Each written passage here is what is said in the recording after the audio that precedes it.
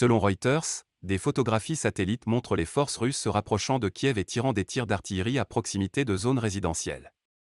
Aux premières heures du samedi matin, des sirènes de raids aériens ont retenti à Kiev et des bombardements intenses ont été signalés.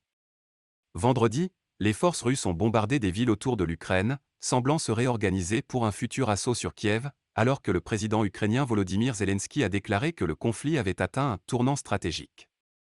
Après que le Kremlin ait intensifié ses efforts pour faire venir des troupes du Moyen-Orient, Zelensky a accusé la Russie d'employer des « meurtriers de Syrie ». L'armée syrienne a commencé à recruter des soldats dans ses propres rangs pour combattre aux côtés des forces russes en Ukraine, proposant un salaire mensuel de 3 000 $, soit jusqu'à 50 fois le salaire mensuel d'un soldat syrien.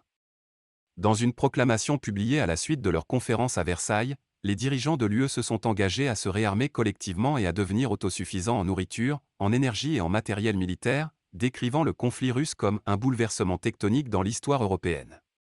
Vendredi, le Conseil de sécurité des Nations Unies s'est réuni pour examiner les allégations de Moscou selon lesquelles les États-Unis parrainent une activité biologique militaire en Ukraine.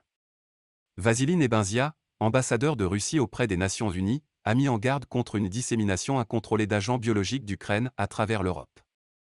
Les États-Unis et l'Ukraine ont catégoriquement nié le développement d'armes biologiques dans leur propre pays. Les États-Unis ont averti que la Russie pourrait déployer des armes chimiques ou biologiques. La Grande-Bretagne et les États-Unis craignent que la Russie se prépare à lâcher une arme chimique en Ukraine, en utilisant ces accusations de laboratoire biologique comme prétexte.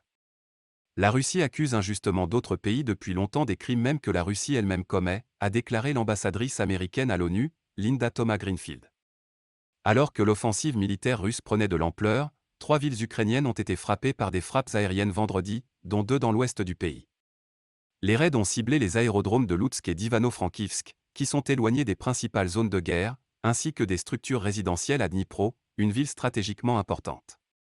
Des centaines de milliers de civils sont toujours bloqués et sous le feu dans les villes ukrainiennes, la situation à Marioupol étant particulièrement désastreuse.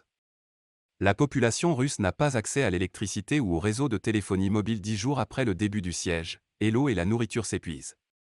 Dans une allocution télévisée, Zelensky a annoncé que 7144 personnes avaient été évacuées de 4 villes ukrainiennes vendredi, un nombre bien inférieur à celui des 2 jours précédents.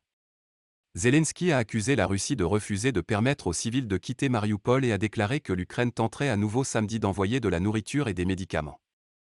Après une rencontre à Moscou entre le président russe Vladimir Poutine et son homologue biélorusse, Alexandre Loukachenko, l'Ukraine pense que la Biélorussie envahira le pays samedi.